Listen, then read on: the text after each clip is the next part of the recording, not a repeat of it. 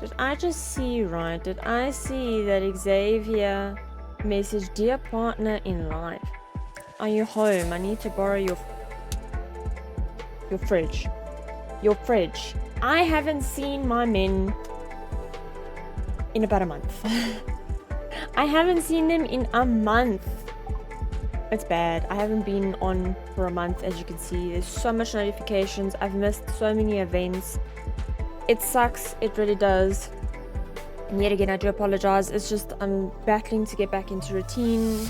There's so much life that's happening right now. So I am trying to get back into the usual recording and uploading. Just bear with me in these busy times. In a workplace setting, the ideal volume level should be between 30 and 40 decibels. Is he literally telling me to shut up? Thanks, Zayne. Thanks. And we're actually heading into his stuff. So I've been advised in the last Love and Deepspace upload that it is better to read also Never Ending Winter, that anecdote, and then reading the two legendary myths, Tower of Secret and the one we're heading in today. I can't remember the name of that one, I'm sorry. We'll start with the anecdote, end with the legendary myth. So let's go.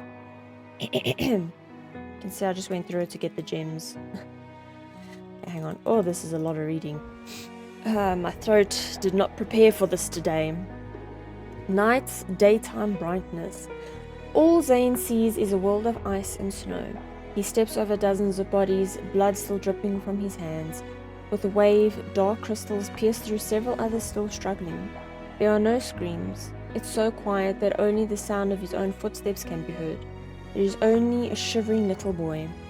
Zayne stands before him, his shadow looming across the boy's blood-covered face. Afraid, the boy is silent. He can only look up at Zayne with wide, shining eyes. After a moment of silence, the wind rises. Zayne raises his hand, dark crystals once again forming on his palm. Ladies and gentlemen, we will arrive at Moran Airport in 30 minutes. Please fasten your seatbelts. Following the slightly mechanical-sounding announcement, Zayne opens his eyes. There is no snow, no death. Everything is as peaceful, calm as it always is. Zayne takes one of the plane's disinfectant wipes and cleans the non-existent blood off his hands. His hands have mended heart valves and saved hearts. Yet for the past 10 years, these same hands have ended countless lives in an endlessly repeating dream. Zayne, we're almost there. His mentor's voice interrupts his thoughts. Beside him, the energetic professor notices Zayne's serious expression. It's normal to be nervous. You only just started working and now you're being sent to the Arctic for an important rescue mission. Don't put so much pressure on yourself. There is a lot of traffic at Mount Eternal. Once the medical team arrives at Moran Airport, a helicopter takes them to the EVOL Special Rescue Unit's location. In the unsteady helicopter, Zayne ignores his discomfort and looks out the window. Outside, as the flurry of snow slowly dissipates, the foreboding Mount Eternal comes into view. The rescue unit is stationed on the mountain's southern side. The snow has stopped and the ground, an ugly color from the muddy water, is covered in footprints. Before he can even get to the area for cardiac surgery, Zayne hears the faint sound of sirens behind him. Turning around, he sees several ambulances speeding in his direction. Dozens of medics emerge from the various tents around him, ready to go. Make way, make way! What happened? Open fracture on the lower left leg, major artery damage, specific details unclear. Apply pressure to stop the bleeding first. What's their blood pressure? What's their heart rate? In the blink of an eye, the narrow space becomes more crowded. It's different from the organized chaos in regular hospitals. Right now, everything in front of him is more urgent, rushed. Are there any surgeons? We need a cardiac surgeon! Dr. William and the others are still in the operating room. Zayne hurries over. I'm Zayne from the medical team. How's the patient? 23-year-old soldier, body temperature 36.3 degrees Celsius, respiratory rate 10 BPM, heart rate 125 BPM, diastolic 70, systolic 90, unconscious, penetrating cardiac trauma from a sharp object resulting in intraperitoneal hemorrhage, cardiac tamponade. The doctor quickly reports. That is a mouthful and a half. Prepare the blood transfusion, Zayne says to the nurse. The patient is transferred to the hospital bed as the nurse rushes in with the crash cart. Zayne cuts open the patient's clothes and discovers a bullet fragment lodged deep in the chest cavity. Zayne? Dr. Zayne, right? The nurse hooks up the patient to an IV bag. The patient's heart rate is below 50 BPM. Zayne puts on his gloves as he watches the dropping blood pressure. We need to operate now. But an urgent alarm from the monitor interrupts the nurse and Zayne's expression changes. The patient's heart has stopped. Get an oxygen mask. Prepare the bag valve mask and notify the anesthesiologist to assist with intubation. The nurse promptly does as she's told. But Dr. Zayne, what should we do? The bullet fragment is still in his chest cavity. We can't perform chest compressions. Then we proceed with open chest cardiopulmonary resuscitation. Bring the thoracotomy instruments and contact the operating room nurse to prepare the OR. She's shocked. OC CPR? Hurry! Donning protective clothing, Zayne disinfects himself. With a steady hand, he cuts along the left side of the sternum, slicing the subcutaneous tissue and muscle with an electrosurgical knife. In one seamless motion, the pleural cavity,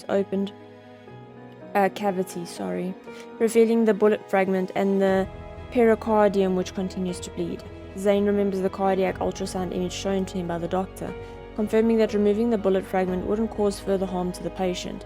Without hesitation, he makes incisions along the pericardium and extracts the fragment. The blood accumulated within the pericardium gushes out. The suction device in his hand is already in position. Suture. The suction is complete within a matter of seconds. I found the source of the bleeding, yet the patient's heartbeat still hasn't resumed. Without a moment's hesitation, Zayne reaches into the patient's pericardial cavity and grasps the still heart. The nurse can't help but gasp. While it's theoretically feasible, every medical professional knows the immense difficulty and low success rate of performing emergency open chest CPR. Zayne, however, remains completely focused. He gently squeezes the heart with the utmost care, one beat at a time. The harsh winds cut through the thick tent and dozens of heaters. The chill flows in from the gaps and washes over the bed. The nurse tightly closes the curtain next to her, only to see tiny beads of sweat forming on Zayne's forehead. Beep beep, beep beep. The blaring alarm stops and the heart in his hand begins to beat. Zayne glances at the ECG monitor. Only then does his tense nerves slightly loosen. The operating room is ready, Dr. Zayne. What happened, Zayne? His instructor hurries over. When he takes in what occurred, he breathes out a sigh of relief. Good work, Zayne. Let's move him to the OR. The area around the hospital bed becomes busy once more. As Zayne is about to stand up, his gaze lingers on the EVOL monitor on the soldier's bedside. For a moment, the originally steady beat suddenly spikes to the top of the screen. The surgery went well. Back at the ward, Zayne looks up at the blinding light above him to gather himself. Only when he drinks a glass of cold water does the tightness in his heart slightly loosen. Zayne? A person in a military doctor's uniform pokes his head into the room. Hearing the other man say his name, Zayne frowns in confusion. The man laughs. 35th cohort of the Skyhaven School of Medicine. Medical Sciences MD PhD 8-year program, right? Seeing as Zayne still doesn't recognize him, the man stands up straight. 31st cohort of the Skyhaven School of Medicine. Now medic of the EVOL Special Rescue Unit. William, at your service. Ah, so this is how he meets William. As some memories resurface, Zayne's expression relaxes. William. William is a fellow cardiac surgeon. When Zayne worked as an intern, William took him under his wing. Ah, okay. William pats him on the arm and says, "Time flies. You're a real doctor now." Seeing the documents in Zayne's hands, William takes and flips through them. Is it serious? It's currently under control. Zayne puts his pen back in his breast pocket. He runs his fingers down the indents of the notebook inside, parallel to each other and right atop his heart. He lowers his hand and accompanies William to the ward. When did you arrive? The night of the incident, William says. Seeing Zayne look around, he smiles bitterly. Bad, right? But it's already a lot better than before. I'll show you around. There are a couple of tricky patients at the moment. They've all been buried in the snow for too long after being attacked by wanderers, especially the one who just got a heart transplant. We might need your help with. A distant roar resounds, followed closely by the loud sound of collapsing snow and gravel. William sighs. Seems like we won't be getting any sleep tonight either. Let's go. It'll be for a while before the injured arrive. We'll talk in the meantime. Zayne follows William. He turns around to see the distant Mount Eternal lit up as bright as day by flash bombs. Number 2, deathly encounter. Zayne hasn't left the ward for several days. The battle rages on with the wounded being sent in one by one. Just as Zayne releases soldiers who arrived for treatment earlier that day, 3 bloody stretchers get pushed in. Most can't handle the long hours and stress. 4 people already collapsed from his medical team alone. Taking over yet another exhausted colleague's patient in critical condition, Zayne needs instructions before he adjusts the ventilator. He makes 2 rounds around the ward and after confirming everything is as it should be, walks out of the tent for a breather. The freezing air in his lungs wakes him. It's late and the giant searchlight covers the snow. In the dark, Mount Eternal looks like a sleeping beast. "Are you still working, Dr. Zayne?" A passing soldier carrying steel greets him. Zayne nods. "Captain Xander?" Zayne helped 2 soldiers under the captain's command, and they became friends. The captain stomps his snow-covered boots. "It's cold out here, Dr. Zayne. Why don't you go in and rest? I haven't seen you take a break for days." "I just woke up," Zayne says. In truth, he can't even remember when was the last time he closed his eyes. The continuous resuscitations and surgeries are like an endless marathon. He's so exhausted that he doesn't even have the energy to have a nightmare. Besides, the reality he is in right now is far more real. Bloody. "What's the steel for?" He changes the subject. "They said we don't have enough wards, so we got asked to get a couple more tents up." Captain Xander wipes the snow off his head. "It's weird. There have been many rescue operations before, and they even gave us new equipment, but somehow more people are injured. Damn, it's almost like there are endless waves of wanderers." Remembering the recent anomalous evil reports, Zayne ruminates. The sharp sound of an alarm pierces through the calmness, and Zayne is back inside the ward almost instantly. A nurse rushes to him and reports that a soldier is in cardiac arrest. As Zayne listens, his heart sinks. It's the same one he discharged the day before. "Administer 1 dose of adrenaline intravenously." "Got it. Where's the defibrillator?" "Almost here." The soldier who bid him farewell with a smile not long ago is pale under his oxygen mask, showing hints of blue. One doctor is performing CPR, while another holds the soldier's chin and pinches the breathing bag. A nurse rushes over with the defibrillator. She nimbly slathers the conductive gel on the pads and hands him to Zayne. 360 joules, Zayne mumbles. A muffled bang resounds. The heart monitor continues to beep loudly. "Steady. 1, 2, 3. Beep beep. Again. Beep." The sky slowly brightens. Snow falls once more, sitting atop the tent. William brushes snow off his uniform and enters the ward. He sees Zayne giving instructions and waits by the side. "Give him 2 blood bags." When Zayne finishes, he walks to William. "Are you here for the death certificate, Will?" "Yeah, he was in our team." Zayne walks over to his document-littered desk and opens a drawer. 23, time of death is 5:47 a.m. William sighs.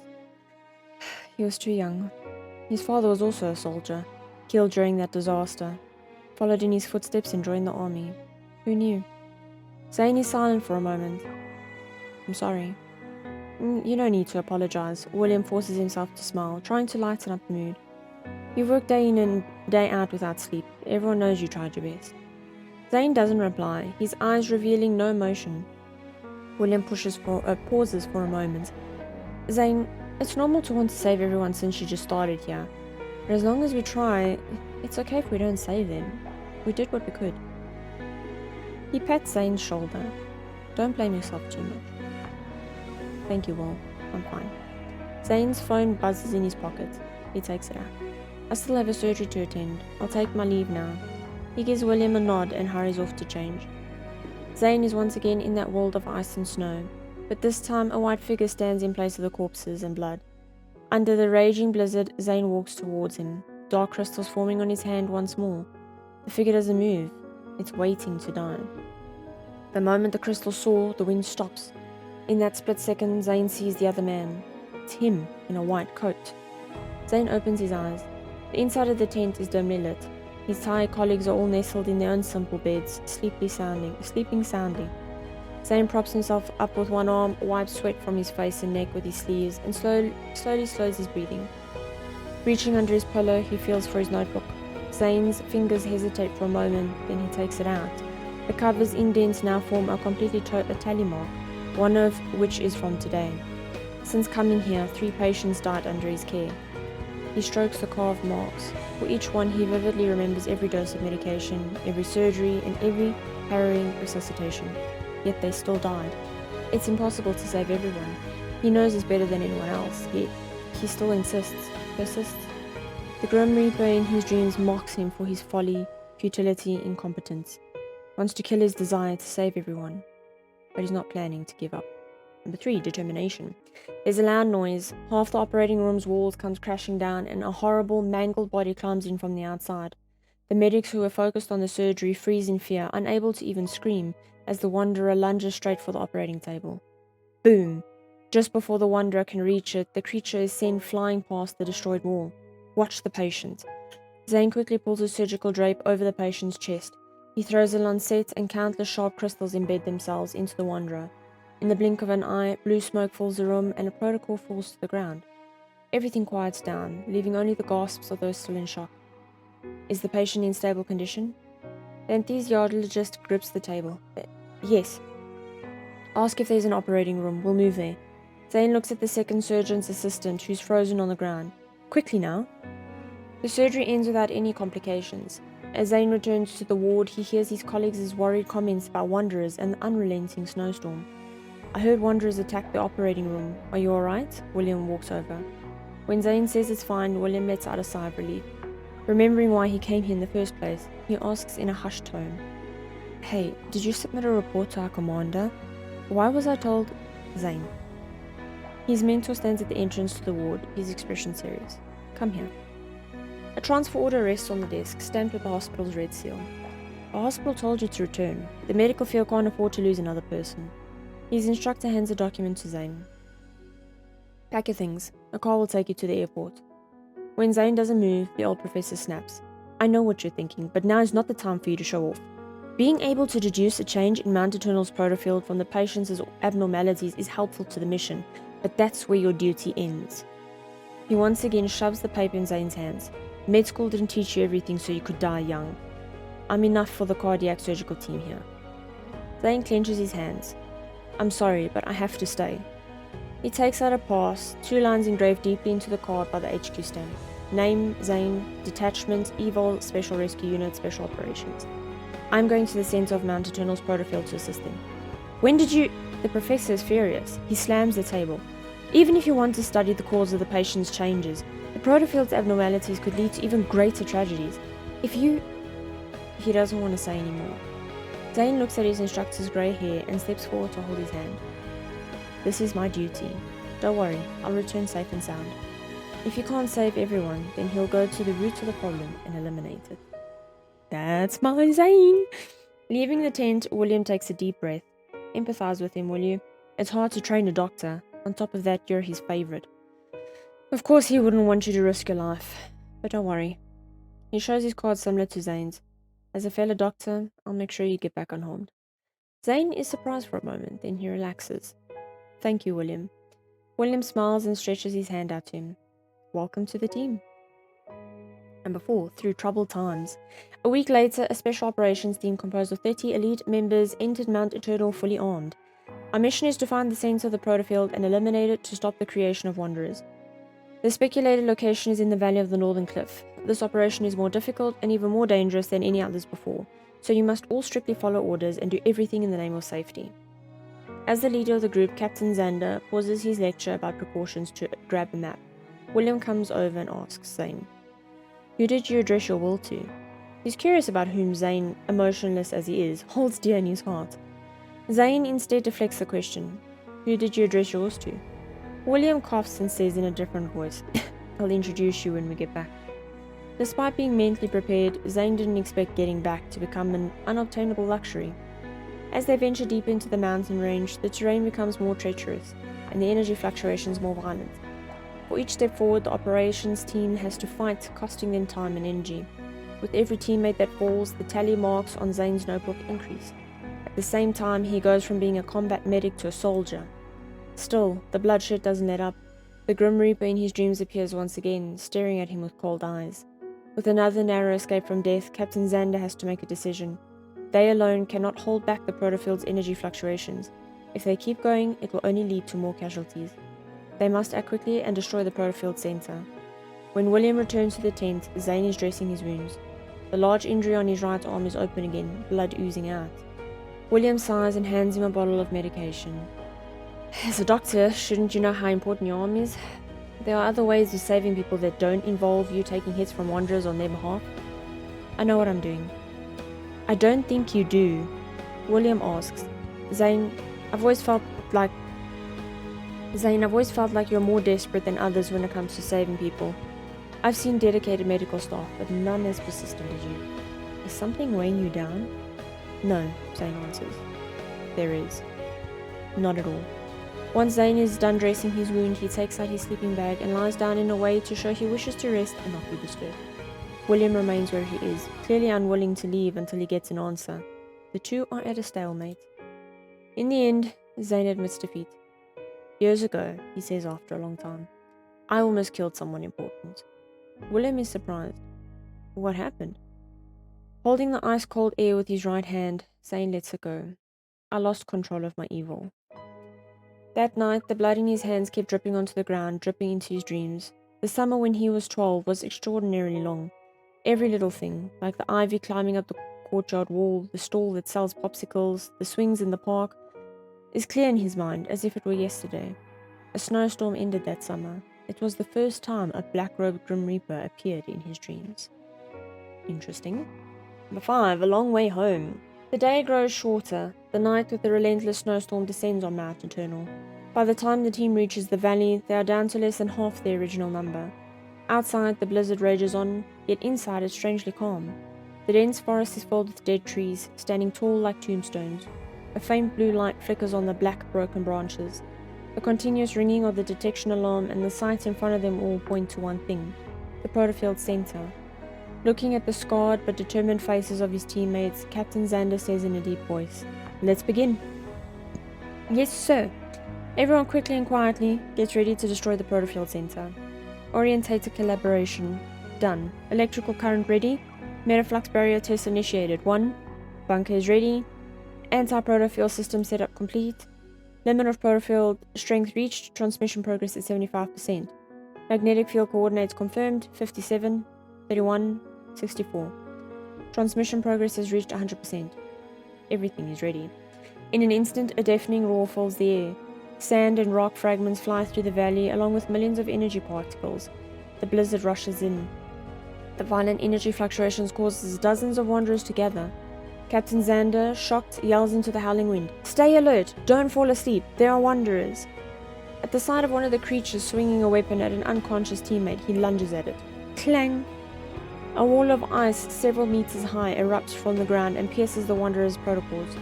Zayne grips his right arm with his left. He uses his evil to freeze his weak legs, forcing himself to stand. Get them to safety first. I'll handle this. Several icicles pierce the wanderers. He grits his teeth. His mouth tastes like rust. A large energy fluctuation has been detected on the north side of Mount Eternal. Metaflux levels have surpassed the 3rd threshold. Target area shifting. Signal re-established. After disappearing for so long, HQ finally gets a signal from the operations team. Within the garrison, everyone gets to work. The commander picks up the intercom and says, "The protofield in Mount Eternal has been destroyed. I repeat, the protofield in Mount Eternal has been destroyed. All units head to Mount Eternal and bring back special operations." The sun is rising. Peace returns to the valley. Crackle. Operations? Crackle. Operation. Do you read? A hand reaches out from the snow and presses down on the walkie-talkie's button. Operations. Copy. 294 will be there soon. What's the situation? Are there any casualties? Casualties. Zayne struggles to stand up and sees his teammates scattered across the snow, unconscious. Using all of his strength, he drags them out and checks their breathing, pulses, and injuries. 2 broken arms and 1 possible concussion. Hearing a familiar voice, Zayne moves to the other side of the destroyed wall and finds William talking. Noticing Zayne, William happily waves at him but winces when it opens his wounds. The remaining smoke from the explosion finally disappears, revealing a gaping hole at the bottom of the valley. Although shocking, it's proof of the protofield's destruction. After checking the vital signs of their remaining teammates, William sighs in relief. "Zayne," he says with a smile, "we can go back." Indeed. Sunlight filters through the clouds and fog. Zayne's heart, always so wound up and tight, finally relaxes. The frozen apocalypse of his dreams did not become reality. There should be some heating equipment left in the bunker. I'll go look. William pats snow off him and starts walking. Zayne returns to his senses and is about to help when he stops in his tracks. "Will?" "What is it?" William turns around. Unable to speak, Zayne points. Confused, William looks down. An eerie blue glow appears on his chest. Crystals, beautiful and sinister, slowly begin to spread. Oh damn. Number 6. The nightmare worsens. What is this? Suspicious, William touches them. He finds the fine black crystals are now growing on his hand and sting. He tries to wipe them off, fling them off, even use his evil to get rid of them. The crystals continue to grow. Sensing something is wrong, Zayne reaches out and is about to touch William's chest when it all happens so suddenly. The crystals accumulate and William's expression goes from surprise to panic. What's going on? But the crystals don't give him any time to react. Within seconds, his limbs corrode, twisting into uncomfortable, strange positions. The air around him explodes. Zayne is tossed several feet back. Will! Stay away from me, William shouts. His bones and muscles are torn and start to dissolve. He cries out in pain. Ugh! Zayne grits his teeth and forces himself to calm down. He tries to use his evil to freeze the crystals. Frost covers William's body, halting the crystals only for a few seconds. It didn't stop them from spreading. A few seconds should be enough. Zayne holds his breath, gathering frost once more. Zayne! The crystals explode. Zayne feels a sharp pain across his forehead, blood blurring his vision. He staggers and hears William shout through the pain. Forget it. Leave me to... Before he can finish, countless crystal fragments fly at Zayne. Zayne barely dodges them as he tries to fight against the crystals on William's body using evil. However, his body begins to fail him. Pain explodes through his shoulder, fragments embedding themselves in his flesh. Zayne trembles. No, you'll get taken down with me. The crystals consuming bone, devouring marrow, climbing to his neck, his arms moving on their own, attack Zayne. William watches with dread as his body becomes twisted and gnarled. It's already too late. Kill me! Zayne's mind goes blank. There's still hope, as long as I can freeze it. Blood fills his mouth. He grits his teeth. Hold on, please. Again and again the ice tries to freeze the horrifying black crystals. They fail again, and again, and again. It's no use. As if a million little knives are piercing through his head, William uses his remaining strength to say, Help. Help me. The tissue underneath the crystals rapidly forms a strange shell. For the first time, Zayne realizes that life, which always represents hope and salvation, can be terrifyingly ugly. His movements slow down. What can he do? Can he do anything? He can't. Not anymore. Living like a monster with no hope for deliverance. Is that redemption? Crystals have encased William's body, leaving only his eyes, which stare at Zayne with a mix of pain and hope. The figures in Zayne's nightmares merge with William. Their expressions are distorted by pain, their bodies twisted into grotesque positions. Unable to speak, their minds gone, their eyes can only beg, kill me. Kill me. I don't want to become a monster. Snow falls again. Zayne moves his stiff fingers. The icicles in his palms are coated in blood, soaked with a boundless back. William's body takes a few steps and falls, eventually dissipating into greyish-blue smoke. The people he killed in his dreams appear once more. Body after body sprawled in front of him, turning the valley into a giant tomb. The wind reverberates into a mournful howl, sounding like a sorrowful cry from the sky or the cries and wails of countless people on the verge of death. Warm, sticky blood gurgles, melting the crystallized snow, which quickly freezes again. It melts and freezes over and over, turning into a tombstone. Zayne watches one of these winding trails of blood. His blood. He looks up. The Grim Reaper stands in the distance, watching him on the snowy mountain covered in blood and death. 3 years later. The surgery will be difficult, but we'll try it. Transfer him here. Zayne finishes his remote consultation in his office when Grayson knocks on the door. Dr. Zayne, here's the Linda Award. He carefully puts down the box. Did you actually ask them to deliver this? It's a very prestigious award in the field of medicine. I can't believe you didn't even go to the ceremony. I had an outpatient to take care of that day. I couldn't go. Grayson is shocked. Was it not possible to reschedule? Some patients book 2 to 3 months in advance, so they have time to travel. I can't reschedule. He looks over his computer screen. Do you have nothing else to do? Grayson leaves immediately. After his work is complete, Zayne opens the box. Text is etched into the side of the exquisite award. Dr. Zayne successfully performed the world's first abdominal aortic repair using evil technology. He saved a patient who was attacked by wanderers. This is both a miracle and a monumental moment in medicine. He shoves the box deep into his drawer, right next to another. Inside is an award that belongs to William. He stares at them quietly. His memory of William's crystal-covered body in his moments of death merges with the abnormal crystals in the patient's heart. The blizzard that covers Mount Eternal appears in front of him once more. The snow buried William's body, and with it all those secrets. But strange crystals reappeared. The Grim Reaper, hidden in the darkness, opens his merciless eyes once again. This uncertain, cursed fate is far from over. Why do they have to hit me in the feels yet again? Yet again! I wanted to come back to something happy. I know it didn't hit me as much compared to the one with the little kid, but it's still heartbreaking to know that he's gone through so much pain and suffering. So hopefully the myth we're heading into now is going to be a little bit more light-hearted. We're heading into Zayne's, I think, a legendary myth. It's called Snow's Embrace. I want to give credit to the YouTuber Lavender, whose video we are going to be using to view the myth and see what this one is all about. Snow's Embrace. The Dan River flows south into the sea, and a nameless mountain stands 370 Li away. What's Li? I don't know what Li is. Peculiar trees and precious jade can be found there. However, those who once stepped into this area all lost their track. Some say a god dwells within the mountain, so no one should venture recklessly. It's said the god wields the power of yin and yang, governing life and death. He is the master of fate. Like a veil falling from the heavens above, fog materializes in the forest at dawn. With a basket of fruits, I walk down a stone path. Bamboo leaves rustle in the wind. I sense something amiss. I leap up and instantly several icy spikes pierce the spot where I once stood. This has to be a joke. Zayne, you... As falling bamboo leaves transform into flying blades, I close my eyes and rely on my intuition to sense where the attacks are coming from. There. I grab a leaf and hurl it back. Then after a few clinks, I open my eyes. A tall flowering tree stands before me, its trunk radiating iridescent light. The tiny white flowers which cover it form a cloud-like array seemingly endless. With every blossoming flower there is life. With every wilting flower there is death. This tree has stood here for eons, documenting the mortal world's cycle of life and death. Beneath the tree's branches, a tall figure picks up the leaf I threw.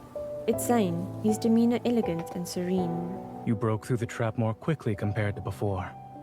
Yet it can barely be considered satisfactory. He's looking so dapper. As always. Couldn't you have shown some mercy? If I tripped, I would have been pierced like a lotus root. If even a simple trap has you struggling to defend yourself. He sits behind a long table and pours himself a cup of tea. Either my teachings are of no use to you, in which case you should leave the mountain and seek guidance elsewhere. Or what you've said about wanting to stay here and learn is just a lie. That's not true. I've gotten better at controlling my power, and my senses have become sharper, all thanks to your discipline and guidance. Shifu. I've known Zayne for quite some time now, but he has never responded to me calling him Shifu. I don't bother with deciding if it's rejection or silent acceptance. I lean on the table and offer him a bright red fruit. You must have prepared the surprise trap since dawn. You still haven't eaten, yeah? Yeah. This is unnecessary. I toss the fruit into my mouth. Some time passes, and Zayne looks up from his scroll. Am I disturbing you? I wanted to see what color your sleeve would be. I'm not used to wearing such flowy clothes. I lift my red stained sleeve, but it's so long that it knocks over a cup of tea. I quickly reach out to catch it. Ah, so hot. Touching my earlobe, I hastily place the cup back on the table. Give me your hand. A cool breeze blows past me. I look again, and the hand Zayne holds isn't red anymore. Can you just imagine, dating him, and it's in the midst of, hot-ass spring, summer. You're overheating so much from the temperature, and then you have this lovely boyfriend that has ice as his evil, and he can just cool you down. How amazing would that be? Maybe I should get going now. Isn't this when you comfort me or try to convince me to stay? You're finally taking the time to self-reflect. Why should I stop you? I'm about to retort when a lamb-like creature with one horn crawls out from under Zayne's sleeve. It yawns lazily. It's the little Bai Zeh who's accompanied him for many years. He's the one who shouldn't be here. Come here, Bai. His name is not Bai. He'll always be Bai to me. Bai refuses to leave Zayne's arms, so I pick him up. He's so dirty. I'll take him to the stream for a bath.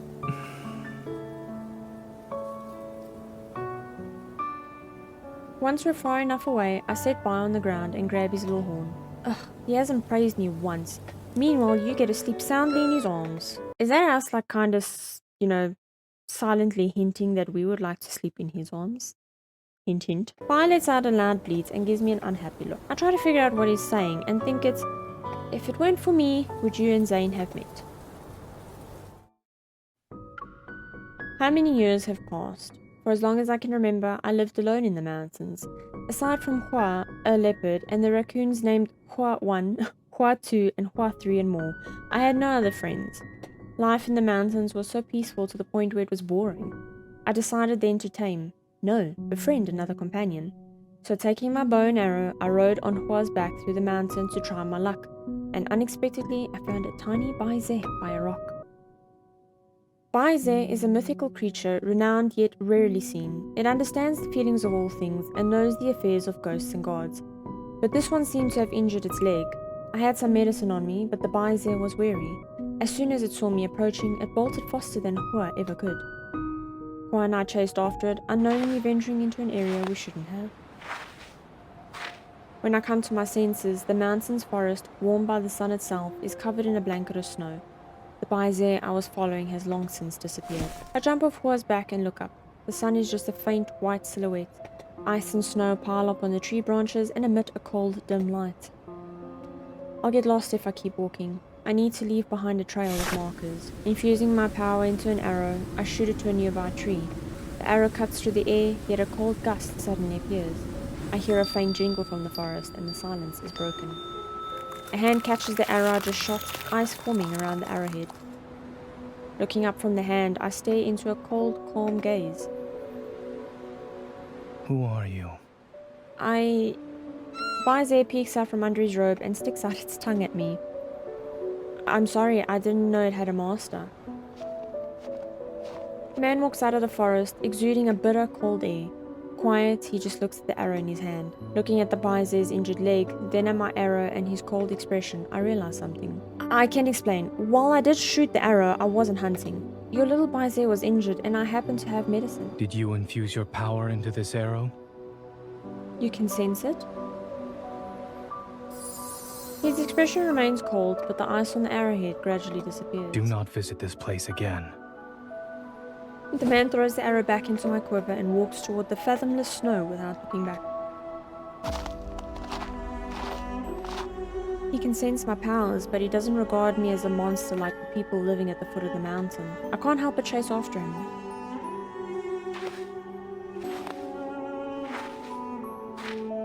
Wait, can I ask you a question? Are you also like me? Someone with special powers? If you continue down this path, you'll be able to leave the mountain. I stop walking. I watch as he moves further and further away. Determined, I follow him. Who said I was planning to leave? Despite only taking a few more steps, it feels as if I've walked through a transparent veil.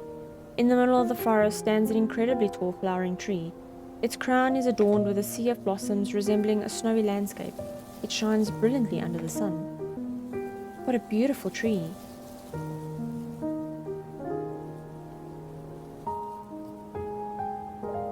Surprised, I look around only to see emotions ripple across his deep, pool-like eyes. You can see it? Of course. There are even small flowers blooming on it.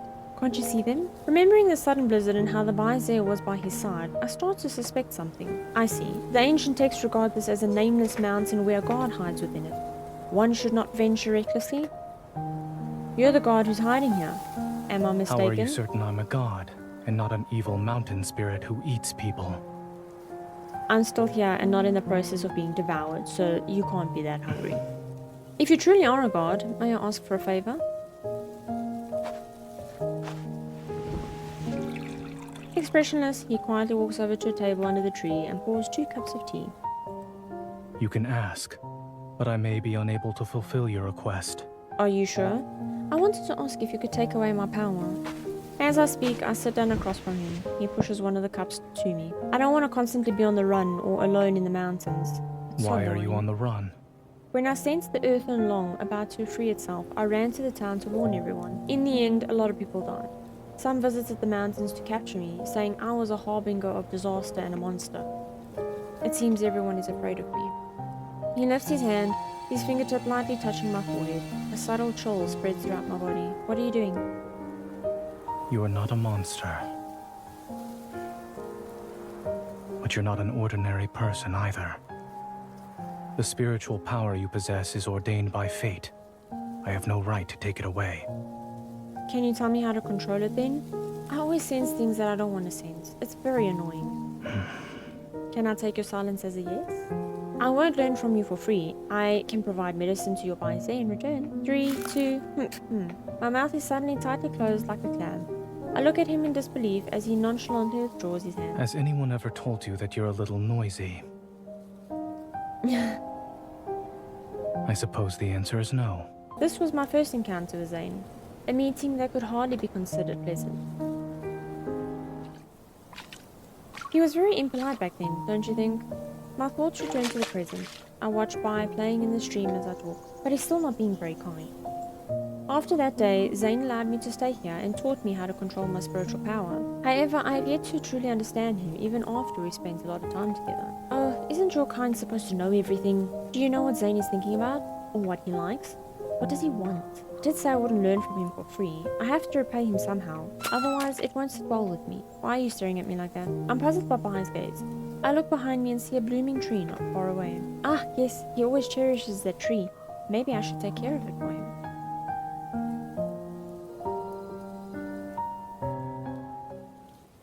There seems to be a spiritual vein in this mountain. While taking care of the tree, I found a viper egg under its roots. It said a viper can protect all plants and trees. I kept the egg with me and let Hua incubate it. But when the egg hatched, the little viper slithered out and bit my finger. Ouch! You're so aggressive! The newborn viper coils around my finger, and for some reason, it refuses to let go. It falls to the ground, only to suddenly grow 10 zhang long. In a frenzy, it opens its huge maw. This is bad. I quickly rush to the front of the sacred tree. Remembering Zayne's lessons, I set up a barrier. When the tree canopy is completely covered, I turn my attention back to the approaching viper. You're bold, but I didn't suffer through all that training for nothing. Wielding my power is as effortless as moving my fingers now.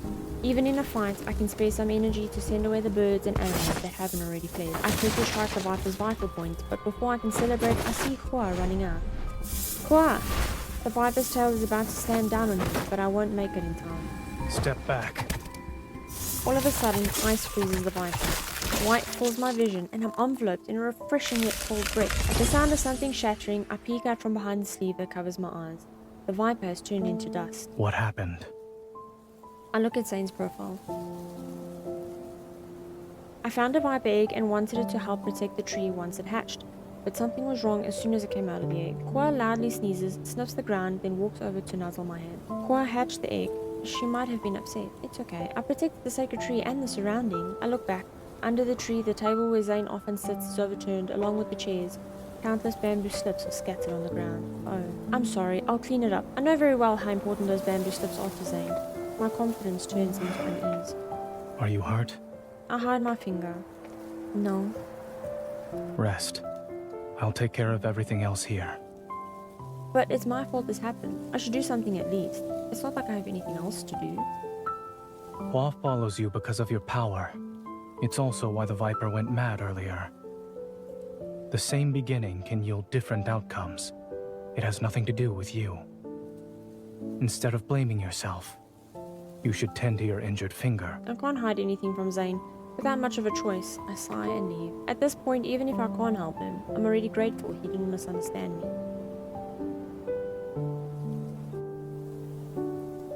After a while, the mountain has returned to its usual tranquility. I stay still on the daybed, listening to the faint jingling of bells on the curtain and the rustling outside. Don't worry, bye. I'll feel better soon. There's a moment of silence, but not long after, the bells jingle again. Something taps me. I swear I'm fine. Leave me alone. The noise pauses for a moment, then something taps me again. I shut my eyes in resignation.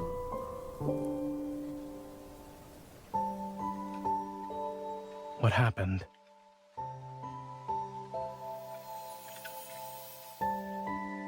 Your spiritual power is strong. Since you're not injured, are you unable to sleep well? Come. Don't sulk. The sacred tree is unharmed. I'm not blaming you either. You plan to dawdle in bed? Would you like me to leave you alone? All right then.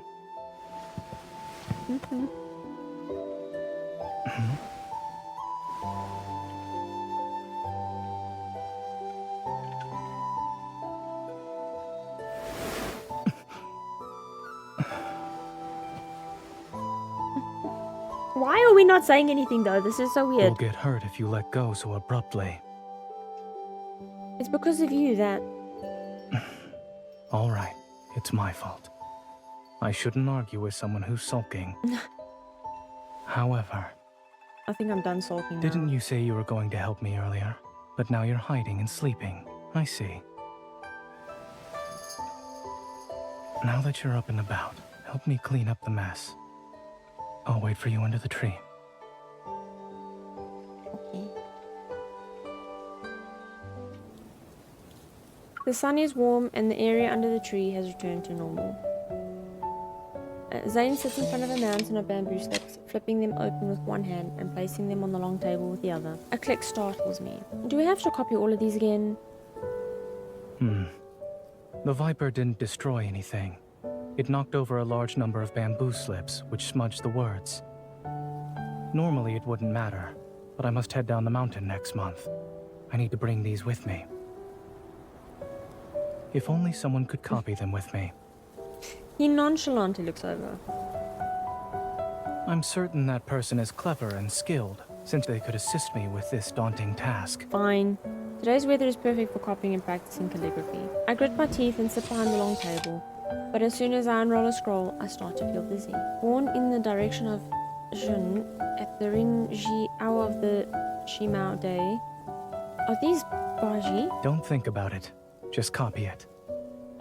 As I sit beside Zayne and pick up a brush, a white flower falls next to my hand. Zayne, you said each flower represents a life.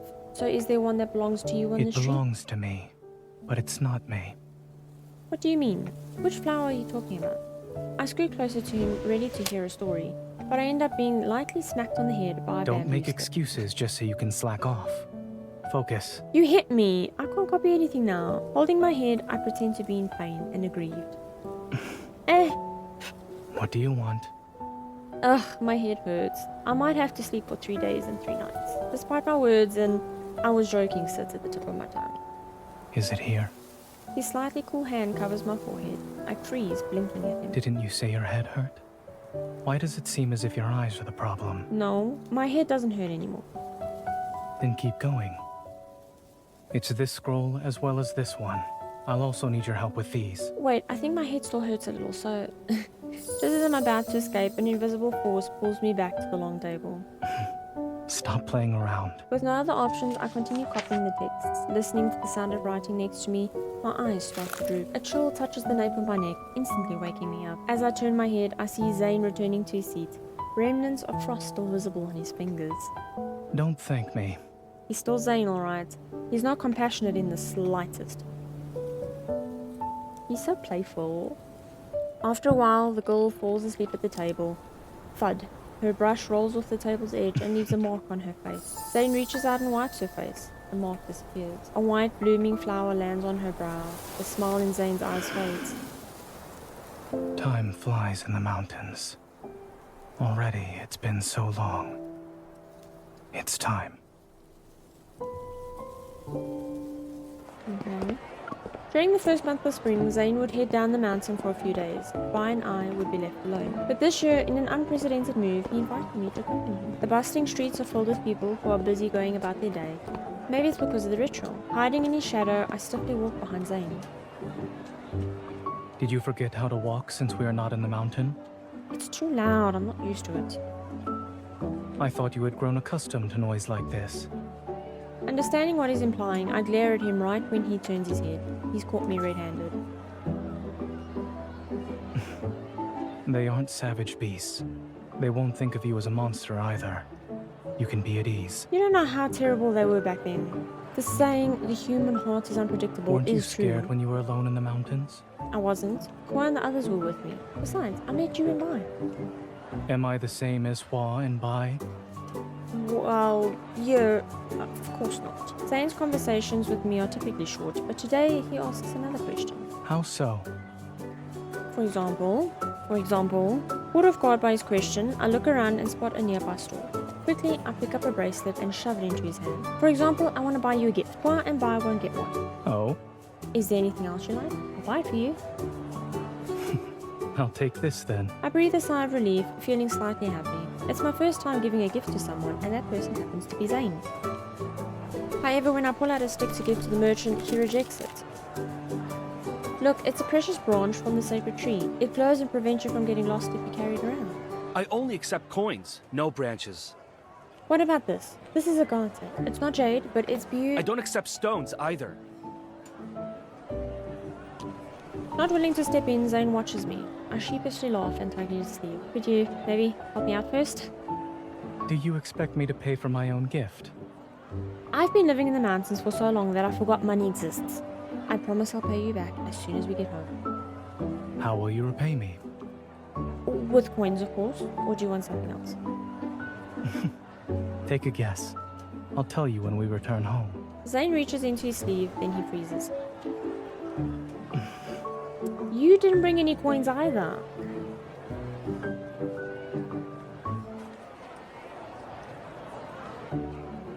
You will receive an invitation tomorrow at noon. Don't accept it, or else misfortune will befall you. Congratulations, you two. Your son will be married next month. There's no need to worry. The rumored ghost in the southeast region is just a fallen tree blocking the road. It is not a malevolent spirit. We set up a fortune-telling store half an hour ago on the side of the street. Zayne sits behind it and reads people's fortunes. In no time, a long line forms as people want to get their fortunes read.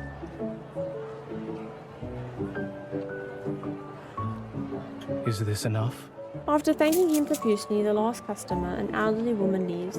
I happily hand Zayne a bag filled to the brim with coins. It is. We can buy a whole store with this. I still can't believe you actually came down the mountain without bringing money. I thought you knew some kind of transmutation spell to turn stone into gold. The gold would eventually return to being stone. When that happens, the merchant won't be able to ask for help. That's true, but why did you cast an illusion on us? We don't see each other any differently, yet in the eyes of everyone else, Zayne looks like an old white-haired mage while I'm a young girl with 2 buns in my hair. People often believe the older someone is, the more credible they are.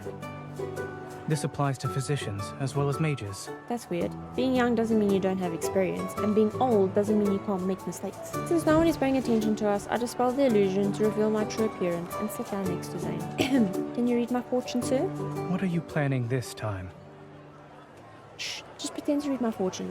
I'll put in a few good words for you. You'll get more customers this way. There's a stall that sells sugar paintings on the street corner. I was thinking. You're a glutton.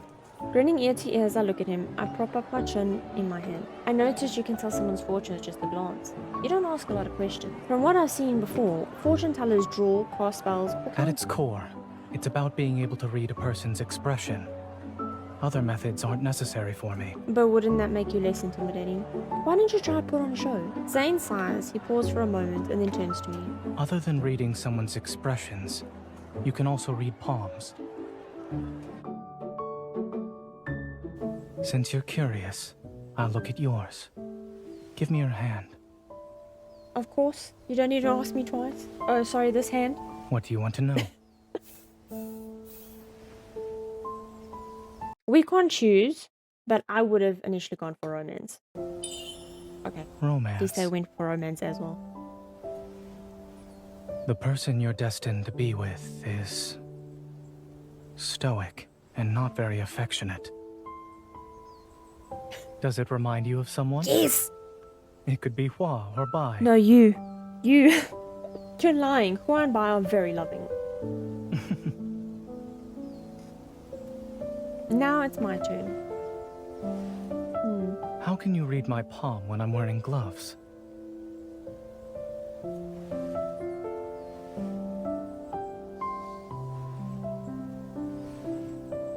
I told you that you couldn't see anything. Are you trying to read the glove? Why don't I share some of my good fortune with you, since you seem to be lacking? Your good fortune. You're too kind.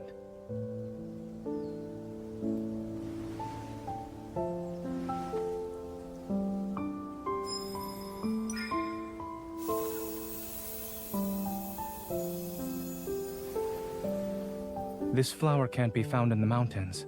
How do you know what it looks like? I heard about it from a passerby.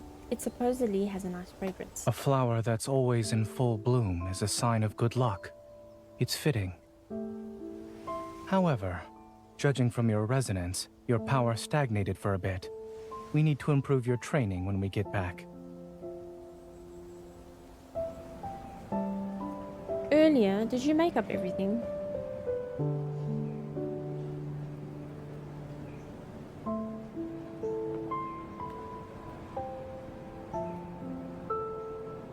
Believe and it will come true. That's a lie. You're messing with me. You were the one who said I should just pretend while you put in a few good words for me.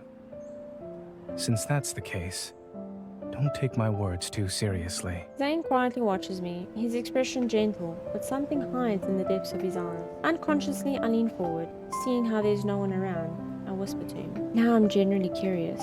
Why don't we do it seriously this time? Seeing Zayne lift his gaze, I know he agreed. I sit up straight, looking at him with anticipation. My toes sweat in anticipation. Before I realize it, a cold expression appears on Zayne's face. What's wrong? Is it bad? It's not. Then what did you see?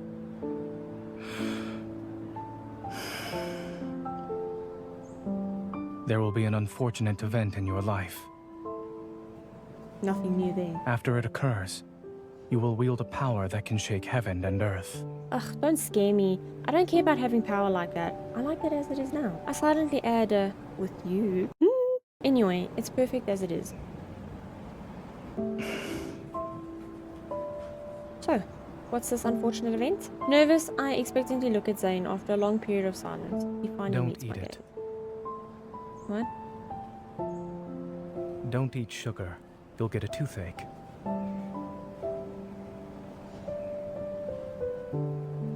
As she runs off to buy a bracelet, Zayne can still feel her joyful face through the crowd.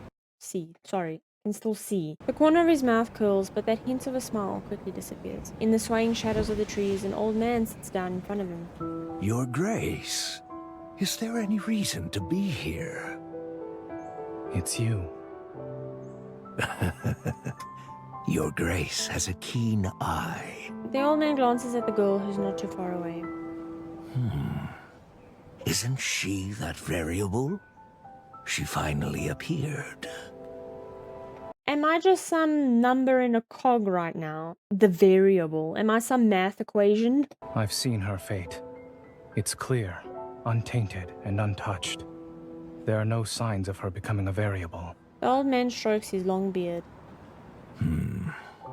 What your Grace has seen is only her present. And even if she has no intention of harming others, it won't stop them from resenting her.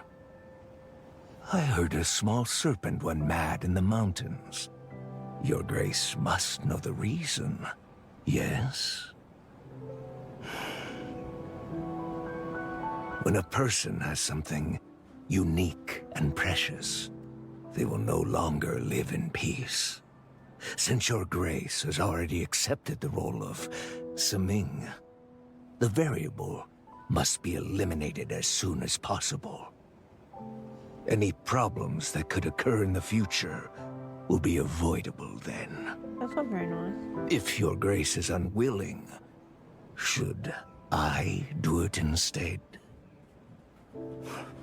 That won't be necessary. The girl stands in front of a nearby stall, waving a bracelet at him. Zayne, the merchant told me there's a sacrificial ceremony tonight. Can we go? The old man has already disappeared. Zayne subconsciously waves back at her, hearing himself All say, right.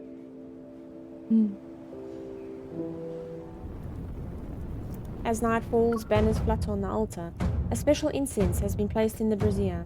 It burns with a dazzling light as a rich scent permeates. People put on masks representing 12 mythological beasts and Feng Jiangxi the exorcist and dance majestically amidst flying sparks. Passionate singing seems to have the power to pierce the heavens. Together with the afterglow of the setting sun, it paints the people's faces red. It's so lively. Is this what a sacrificial dance is like? So interesting. Its purpose is to entertain the gods. The dance must be unique so that they can convince the gods to grant their wishes. I close my eyes, noticing a strange yet devout wave of thoughts. It's as if I can sense their wishes. Is this how people communicate with the gods? Warding off misfortune, driving away plagues, praying for longevity. These are the simplest, yet hardest wishes to fulfill. Why do so many people want to live forever? It's because their lives are fleeting. Yet every life is predetermined. If If you try to change it, you'll only be punished. True. Therefore, changing one's fate is easier said than done. Even though he's in the crowd, Zayne always stands out as if he could disappear at any moment. I can't help but grab his sleeve. He turns, his gaze appearing deeper as his eyes reflect the fire. Do you want to live forever? I shake my head, but then I nod, unsure. I personally would like to live like semi-forever. If you have to look at like all these vampire tales where they live forever and they live through all the centuries, like I would like to live for selfish reasons. I want to travel the world. I want to see the world. There's so much I want to see and do, and to be able to have immortality to do that would be amazing. But then once I've seen everything, but then I think after I've seen everything that I've wanted to see and witnessed everything there is in all the places of the world, I then probably be like, okay, you can drive now, wooden stake into my heart. I'm done. I don't want to live forever anymore. No. I'm done. So I would like want to live semi-forever. Let's put it that way. I just want to live a little longer. You see, I haven't finished learning from you yet. I haven't even seen Bai grow up, and I still have to help you copy bamboo slips. There are a lot of things I need to do, and I heard people enter the 9 hells after they die. It's a dark, cold place. It must be very boring. I see. His gaze is like a frozen pool, yet there's a surging emotion underneath that I can't understand. I feel a bit awkward and look behind me. Dancers have been replaced by a beautifully dressed priestess. She's dancing gracefully and her song feels alive. It's different from the passion I sensed earlier. What is she doing? Courtship. Oh. Humans choose the most beautiful woman to be a priestess and dress her up like a goddess to invite a god to descend from the heavens. The priestess sings about her love for the god, then uses her dance to lure him out. She listens to his prophecy and then... He looks at me and pauses. They consummate their relationship. Okay. You don't need to explain it. Understanding why her dance exudes an unabashed allure, I decided not to look at her anymore. That's because we got a crush on the god she's dancing to. Without thinking, I immediately cover Zayne's eyes. What are you doing? Aren't you here for business? I don't think you should be slacking off right now. You're the one who wanted to watch the ceremony. Yes, I also make mistakes. That's why I'm reflecting and making amends. If you want to see a dance, I can do it whenever you'd like. I'd like to see that. Seeing my stunned expression, he makes matters worse, he says. Right now. Okay. A promise is a promise. If I said I'll dance, I will. The ceremony ends, but Zayne and I are the only ones left. I cast an illusion and hesitantly walk to the center of the altar. Let me say this first. The dance is unique to the mountains. It's normal if you find it strange. I see. I learned something new today in that case. I'm telling you the truth. When I danced, a lot of animals would watch me. Remembering the steps from the distant past, I make a flower-like gesture with my fingers near my forehead. At first, I move with ease, but it's not long before my steps become clumsy. This dance is difficult to perform. Don't distract me. I glare at Zayne and he clears his throat.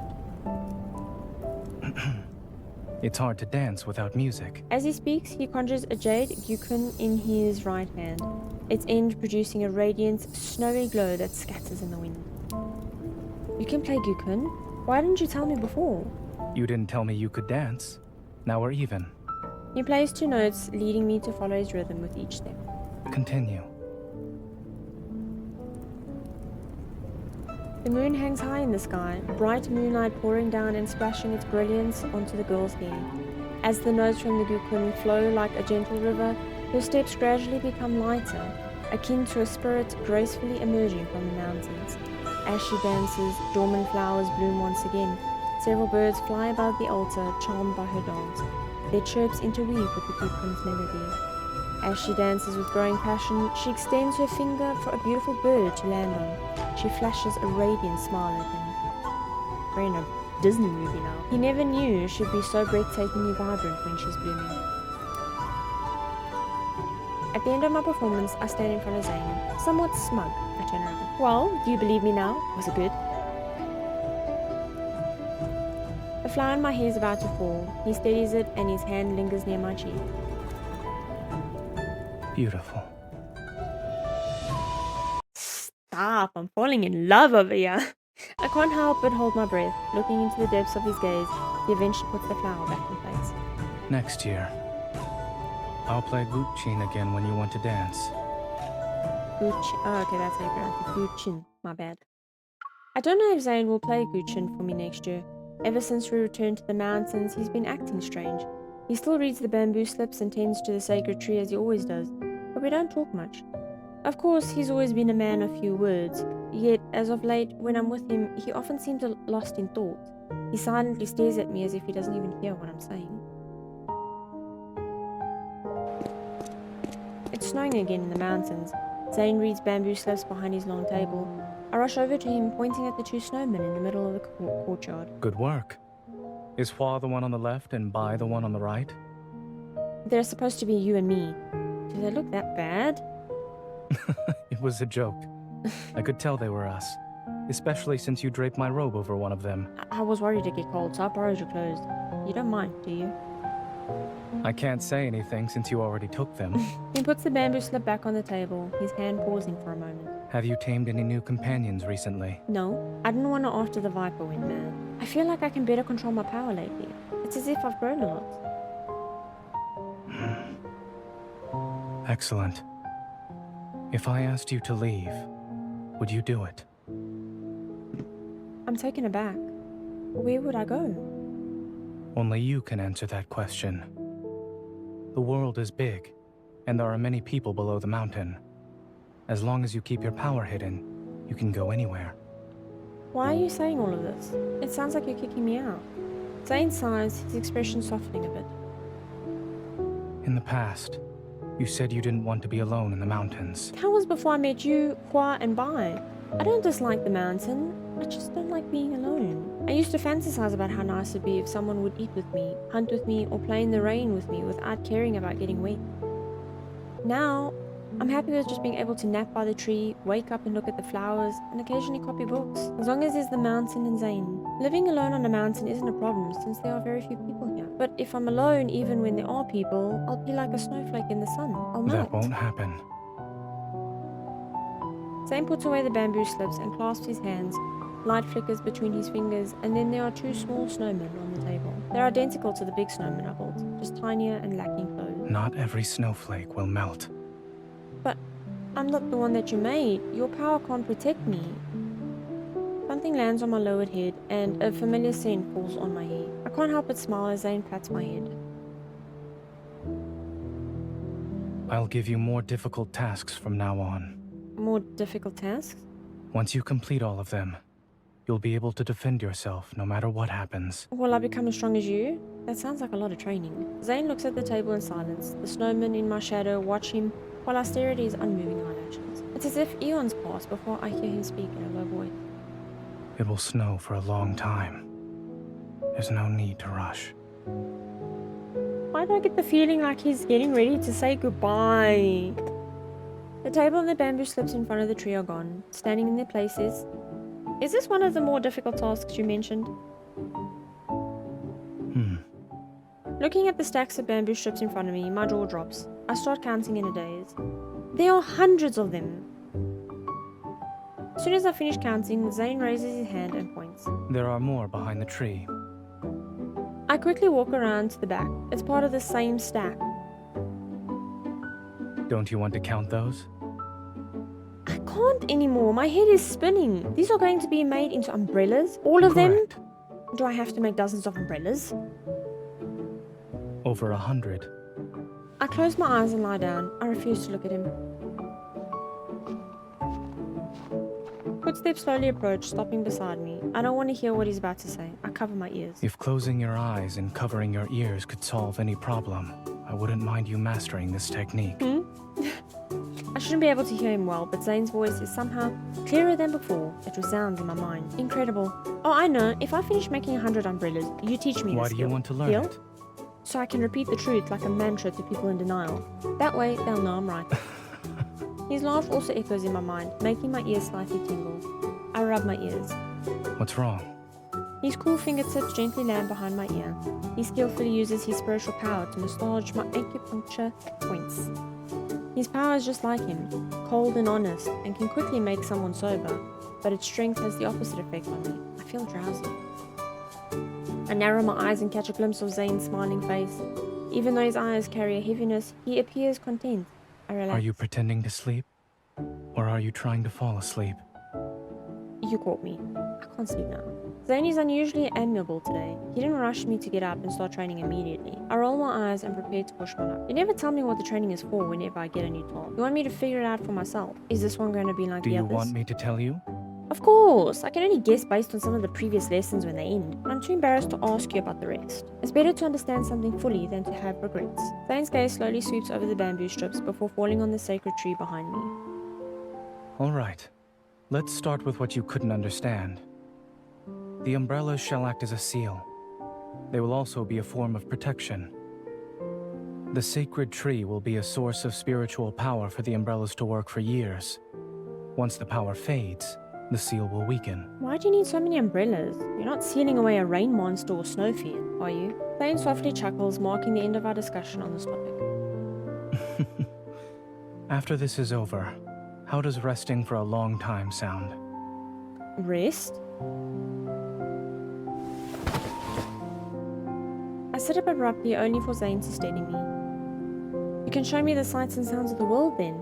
I heard the neighboring town is filled with fragrant flowers. Over the mountain and past 2 rivers there's a village famous for making bai tangao. When we were in town I learned quite a bit and remembered the town folks' gossip.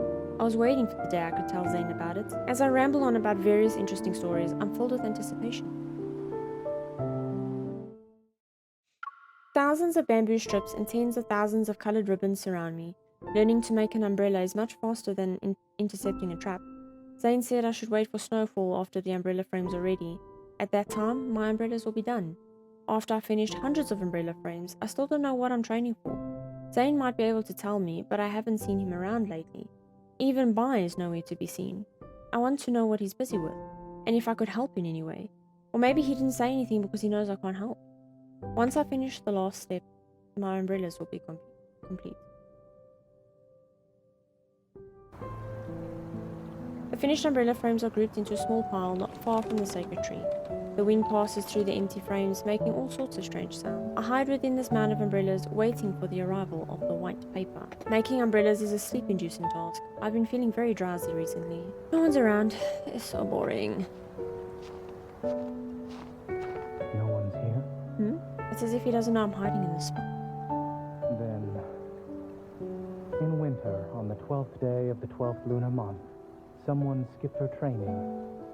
Noted, in case someone disputes it. He actually has a record? Impossible. I have to steal and burn her when I get the chance. As I come up with a plan, I can't help but also revel in this unexpected discovery. I continue to wait in hopes of discovering more secrets, yet the sounds around me cease. Sensing something, I look up. Hi. Through the layers and layers of umbrella frames, eyes as soft as melting snow calmly stare back at me, greeting me with a barely discernible smile. Why did you decide to sleep under a pile of umbrellas? I just wanted to try. How long do you plan to stay there? I'm coming out, but you need to look away first. Why? Because I need to crawl out. I won't look pretty. Zayne's short fit of laughter pierces through the umbrella frames, making me feel embarrassed. I want to crawl out and scare him now. I agree. It's an embarrassing matter. A chilly wind blows, spiritual power gathers like waves, and in the blink of an eye, hundreds of umbrella frames are lifted into the air. I look up at the floating umbrella frames. I quickly notice shadows falling from the sky. It's snowing! Will I be done with my umbrellas today? It's finally over.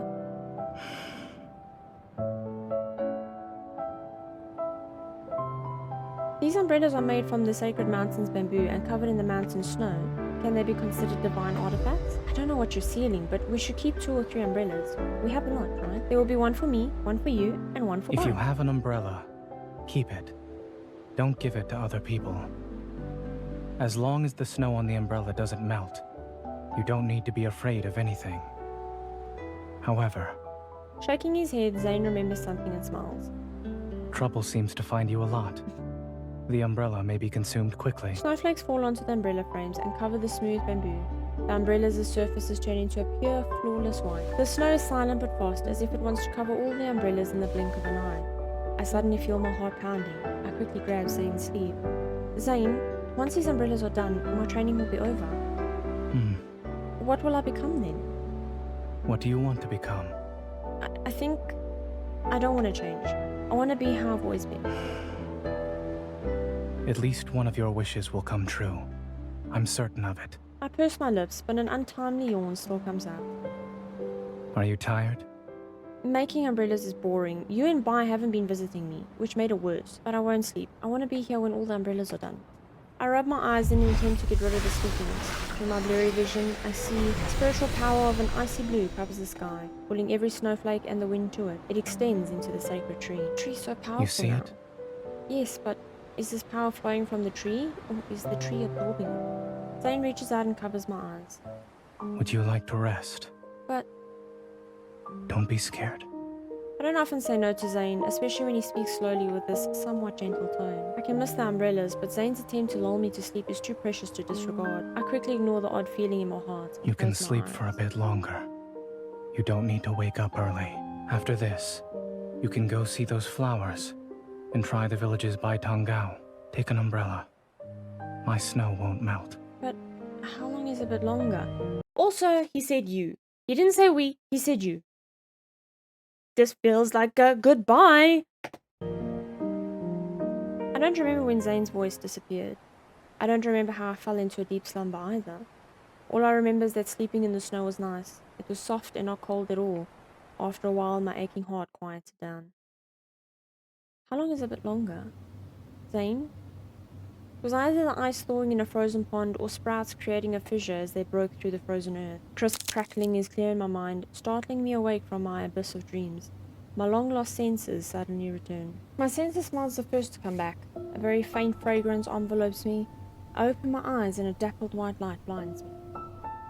The light dances, shining past my eyelids and casting various dark shades of red in my vision. Once my eyes adjust, I finally discover the source of the scent. The trees covered in blossoming snow-like flowers. The lush, towering sacred tree seems to be holding up the sky. Flowers are blooming. Zayne? He's gone, isn't he? There's no more snow under the tree. It's so quiet, not even a single bird chirps. It's as if I'm the only one left in the world. Using the tree trunk as support, I stand up. I circle around the tree, but there's no trace of him. Why? There's a small greyish-white ball nearby. When I approach it, I see it's just a rock. Next to the rock is a folded umbrella. I thought Bai was guarding it for me. It's the only thing here. Did he leave it for me because he knew I wanted one? I'm satisfied and happy with my logical reasoning, yet no matter how hard I try, I can't seem to find any humour in it. Zayne? Bai? Zayne, are you here? A silent breath comes from the sacred tree. I quickly quiet myself and return to my hut with the umbrella.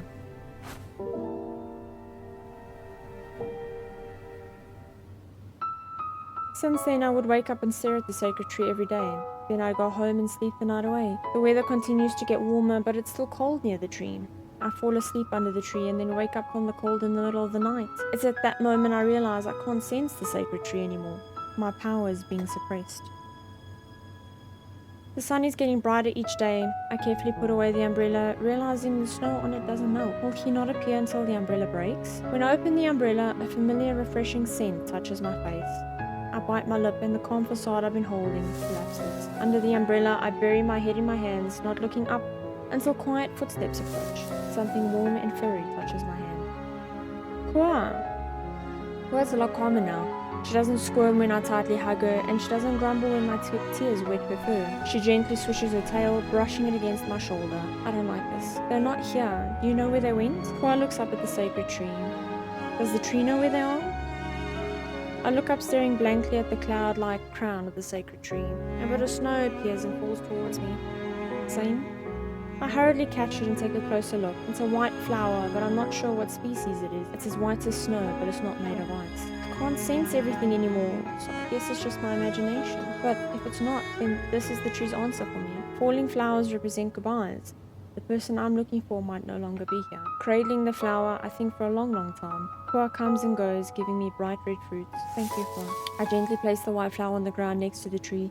I stand up, put the fruits in my pocket, and pat Kua's head. You're strong. You should be able to guard this place. I'm trusting you to protect this tree until we return. Is that okay with you? When Kua grumbles, I nod and begin my trek down the mountain with my umbrella. Since they're not here, I'll look elsewhere. The world is big, and there are a lot of people. However, as long as I have my umbrella, I can go anywhere. I've rested enough. I can't afford to waste a single moment. Before I leave the tree's domain, I turn around to take one last look at it. Under the tree, Kua's figure's blurry, but the sacred tree stands tall and beautiful like always. It's such a nice scent. What kind of flower could... When I find Zayne, I need to ask him. Under the sacred tree, the white flower takes root. It stands tall and emits a faint fragrance. okay, that was quite a read. So I take it with him having us make umbrellas and everything, he said that they're going to help to like protect and seal and all that. I can't remember the exact words now, but it was along those lines, and I think he then meant that that's what the umbrellas are going to do for us. So in the end, I take away from that is that he did that because it was going to help to protect us in the end, and it sealed our power away, and then he disappeared. So there definitely is a hint that he was falling in love with us as we were falling in love with him. I don't know if that's the reason maybe why he disappeared, because they see us as an anomaly, a variable that needs to be taken care of, and he obviously couldn't do that because he started getting feelings for us. But it was actually a little bit sad to think that he just left without saying goodbye. I knew that feeling felt like a goodbye. I just knew it. I was glad and happy to jump back into Love in Deep Space. I have missed this game. I really have. Not being in it for a month it's made me realize how much I actually enjoy playing this game. Next video we'll be heading into the other anecdote and then the Tower of Secret, so I'm excited. I cannot wait. But thank you for this video. You guys know the drill. Like and subscribe, and I will see you guys in the next one.